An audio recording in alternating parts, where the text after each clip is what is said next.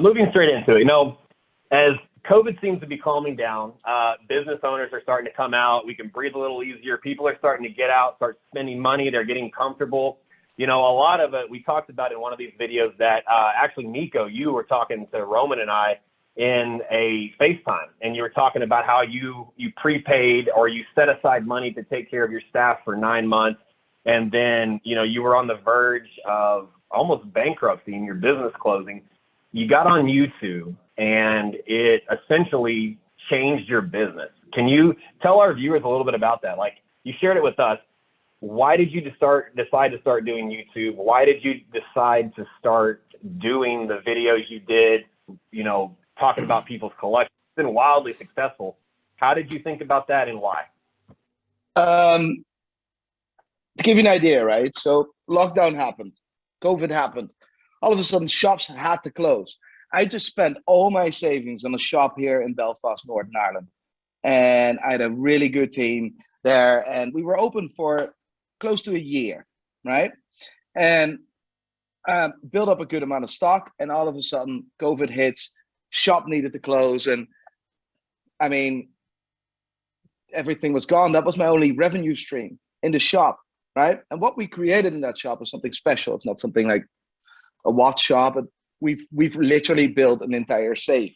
It's called, or a vault. That's why it's called the vault.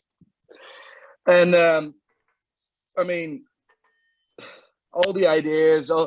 Basically, I was my own danger. Or I was my own problem, because I kind of gave up. I said, "Fuck it, this is my biggest passion," and all of a sudden it's been taken away, and I'm not taking action. You see what I mean? I was out of motivation, and at a certain point, my team, or part of my marketing team, approached me and says, "We need to do YouTube. We need to do YouTube." And they presented this concept, and I absolutely fucking hated it in every way possible. Right? I did the same thing. Right? Hated it, like with a passion. Right? Said this will not bring customers. This will not put out my name, and I absolutely was in every way against it. And I sold half my stock at extreme losses, and that amount of money would have kept my staff paid for 9 months, right? All that money, and then I had 9 months to come up with a different plan. Now that plan didn't come, and the idea that I was so against him, the idea that I hated so much because it's bollocks, turned out to be the idea that saved my business. And all of a sudden I'm sitting there thinking, like, it's weird as a businessman or as an entrepreneur, looking yourself in the mirror, thinking the one idea I didn't believe in turned out to be the idea that gave me everything today. So I have an incredible team which has done this. It's not me, because I was the one against it. Is my team, and I am them forever grateful. And I think that's the cool bit. And we were at 5 people, and now we're at 14 people. We got into a brand spanking new office, unbelievable office. We're opening a second shop. I mean, the future is bright, and I can do what I love every single day. When's the new grand opening? The opening here in Belfast, because certain shops are still closed, including ours. We're back open on the 24th. And we're going to do an absolute comeback party like you've never seen in your life. Like, Paul, you're more than welcome to come, may I add. Thank you. And like, I just can't wait to see the shop opening. I'll be there. It's Roman. Like, I mean, you know how much it means to me and how much you mean to me, and I would love to have you over. You know that. And for me, it's big shit. Like, so yeah. I don't want to start off this fucking stream depressing. Come on, like, everyone is. Come on, what the fuck are we doing? Like, we're not fucking crying and hugging each other and licking each other. No, come on. It's a good thing. How many cuss words were that? We need a live counter on this. 7. Good thing, man. What? I didn't swear in that. I didn't swear. Okay. I'm just used to hearing it. You just assume it's going to happen. So moving on, Roman.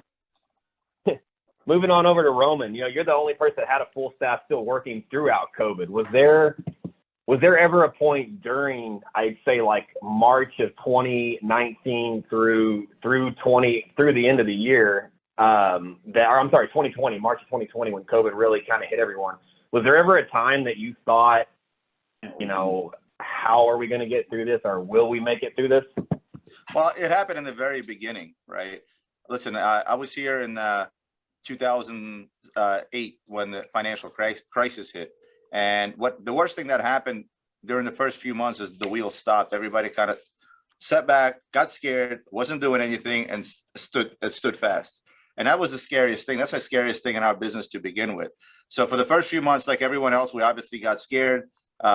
And then we realized that, look, everybody started letting people go, sending them on unemployment and things of that nature. And not to make this depressing, I'll make it real quick. I made one single decision. I have two business partners here. So there's three of us, or three owners, if you will.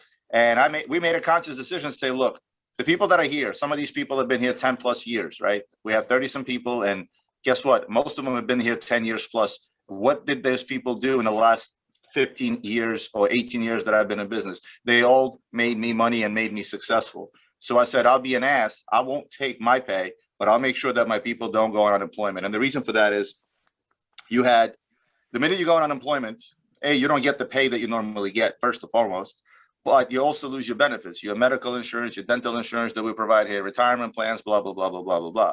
And when I know some of my employees that have 2 kids, 3 kids, for them to lose their medical benefits for the benefit of me so that I can continue getting paid what I've been getting paid, I literally cut down the paychecks, cut down the draws of all the owners for the first 9 months drastically. And I basically took money out of my pocket to pay my people more of the same. We've also sold off some inventory, much like Nico, because everybody kind of panicked in the beginning, right?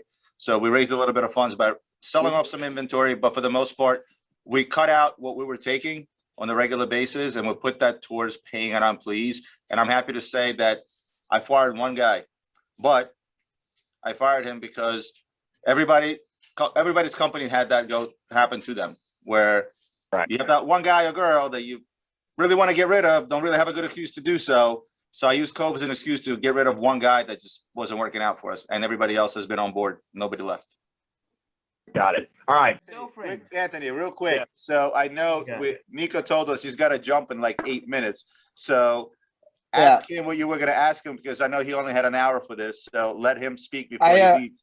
I have another live stream which I need to do, but we need to do like every first Friday I have a live stream, and this was the first Friday. So my apologies on that. The other day when I was in Spain, it was at 2 p.m. and that was perfect. Usually at 8 p.m. I start drinking and that's it. But I'm actually really sad that I need to leave. So, talk with Nico. The main thing I wanted to talk with Nico about was your business. You're opening back up, and the thing he did for your employees and everything. You know, we're going to congratulate you and welcome you, or we're going to help promote your grand opening. We wish you all the best. Real quick. I want to talk to Archie, but since you've got to get off, give us a quick talk about some watches you see in the market. We're going to jump into the market update after I talk with Archie, but before you get off, give us your brief rundown of the market. Where do you see it? What's going on? Take it away. I think we all know that the Platinum Daytonas and Rolex is it's unattainable anymore. It's literally unattainable. Every single Rolex, where in the past you even saw day dates in the windows. You don't even see day dates in the windows anymore. I mean, it's becoming like I see Rolex heading towards the more Patek Philippe direction, and I see Tudor in a few years taking the Rolex position where they are right now. But on short term, everyone is buying watches, and are we not the luckiest people ever that we have? One of the questions I get asked the most from clients that walk in my store is, do you think Rolex, I know what I think. I want to hear what you think, Nico. And then when we talk about the market, I'm going to ask each one of you guys individually. Nico, will Rolex start producing more watches to make up for the lack of inventory? One, will they do it? Two, what do you think they should do? If you were Rolex, would you increase your supply? Would you keep it where it's at, or would you decrease your supply? What the market. Listen. Ask yourself the question. Rolex is a business that needs to make money, right? Needs to make money. right? So what you'll see is that Rolex will produce watches where their margin is higher. So where is their margin higher? Is that on steel or is that on precious metal? I mean, what you'll see is that the quickest way to the most money and protecting the brand without dispatching a lot of steel watches, for them it's better and commercially better, and for the scarcity and for the brand better, for them to sell as much precious metal as possible. So that's what you will see. And Rolex, we don't know if Rolex is on top of production. We don't know if Rolex holds back watches. We don't know that. We always assume things, right? But the things that we know is that Rolex needs to make money. The most money sits in precious metal. So what you'll see, what we also know is that if they hold back on steel watches, the second-hand price will increase, and therefore the brand will be more. It will give the brand also more value. So what you'll see in the three things that we know is that I think that Rolex will sell way more precious metal watches than ever, and they're like, I mean, it's how they make more money. Right. That's what I think. Nico, it's always a pleasure. I love FaceTiming Anthony, you in the middle of my. Yes. Anthony, I think you're a fucking legend, and that makes it God tier. And first of all, I want to say one thing. To everyone here, and everyone will know, my shop is reopening, and I called Roman and I said, Roman and Anthony, and they were the first people to say, listen, we'll help you out with stock, and we'll do this, and we'll help you out. Guys, you are amazing. The fact that you want to help me, the fact you want to help others, that shit is real, and I fucking appreciate that. And hey, Nico, I'll do a show with you too, Nico, when you open the store. Okay, we'll do a show on my channel too for you, help you out. Okay. If you're being nice, Archie, because I've seen stuff that you weren't very nice to Anthony. I didn't like that. Absolutely, hey, we'll be nice to you. Listen, Paul has always been a gentleman to me. Paul has always been a gentleman, and I really appreciate that. But I absolutely didn't like what you were doing with Anthony, and I will stand by Anthony in that way, every way possible. Hey, that's good. Why I'm a bit pissed off. So that's why. So anyway, guys, thank you so much for having me. I need to go to my live stream. And Roman, we will talk in 2-3 hours. Anthony, we'll talk in 2-3 hours. Paul, let's have a conversation very soon. Archie, I hope you're doing well. Hey, no worries. If you're up for something, we'll do something. Eric, where the f is my chain? Fuck you. Vadim, I love your pillow. Hold on, what's the final tally? Hold on, I gotta give it a final tally. Hold on, Nick. How much? $2,000. Hey, right. $20. Right. Anthony was deciding which charity it's gonna go to, right? Yes. I need to make a YouTube video off that because I need to make that money back. Like, Bye, Nico. bye. Love you. Bye. Take care. Bye.